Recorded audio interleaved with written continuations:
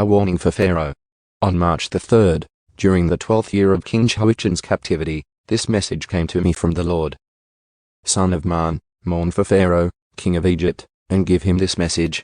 You think of yourself as a strong young lion among the nations, but you are really just a sea monster, hovering around in your own rivers, stirring up mud with your feet. Therefore, this is what the sovereign Lord says: I will send many people to catch you in my net and haul you out of the water. I will leave you stranded on the land to die. All the birds of the heavens will land on you, and the wild animals of the whole earth will gorge themselves on you. I will scatter your flesh on the hills and fill the valleys with your bones.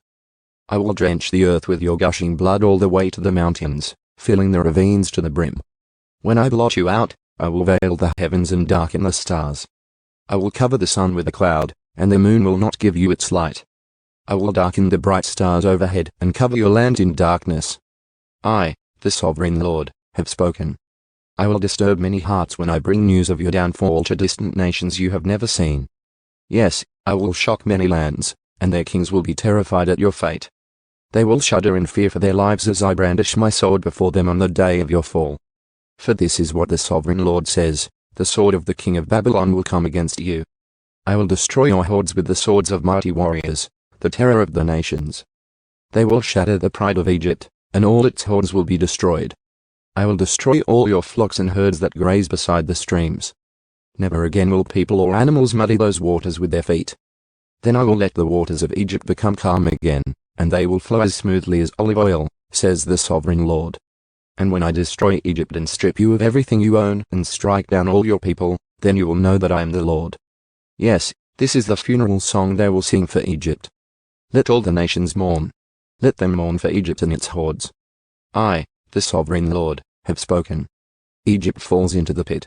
On March the 17th, during the 12th year, another message came to me from the Lord. Son of man, weep for the hordes of Egypt and for the other mighty nations. For I will send them down to the world below in company with those who descend to the pit. Say to them, O Egypt, are you lovelier than the other nations? No. So go down to the pit and lie there among the outcasts. The Egyptians will fall with the many who have died by the sword, for the sword is drawn against them. Egypt and its hordes will be dragged away to their judgment. Down in the grave mighty leaders will mockingly welcome Egypt and its allies, saying, They have come down. They lie among the outcasts, hordes slaughtered by the sword. Assyria lies there surrounded by the graves of its army, those who were slaughtered by the sword.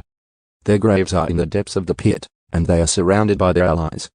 They struck terror in the hearts of people everywhere, but now they have been slaughtered by the sword. Elam lies there surrounded by the graves of all its hordes, those who were slaughtered by the sword.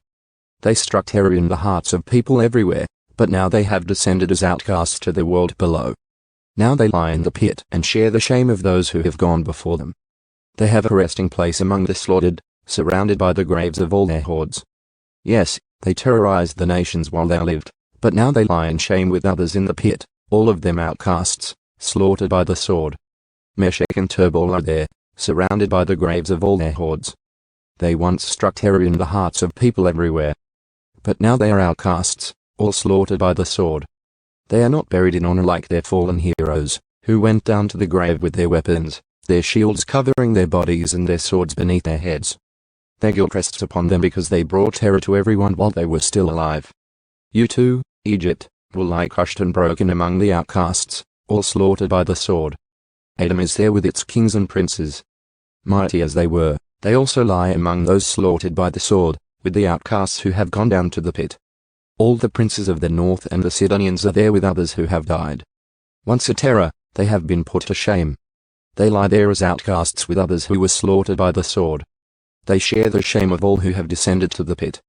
When Pharaoh and his entire army arrive, he will take comfort that he is not alone in having his hordes killed, says the sovereign Lord. Although I have caused his terror to fall upon all the living, Pharaoh and his hordes will lie there among the outcasts who were slaughtered by the sword. I, the sovereign Lord, have spoken.